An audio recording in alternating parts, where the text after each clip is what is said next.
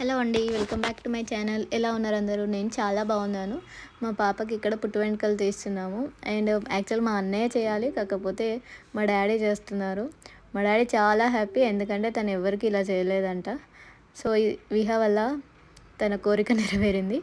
మా పాప మాత్రం అస్సలు ఏడవట్లేదు. మేము ఎంత ఏడుస్తుందో, అసలు ఎలా మేనేజ్ చేయాలి, సపోర్ట్ చేస్తుందో చేయదో అని చాలా భయపడ్డాం. కాకపోతే తను మాత్రం హ్యాపీగా సైలెంట్గా కూర్చుంది.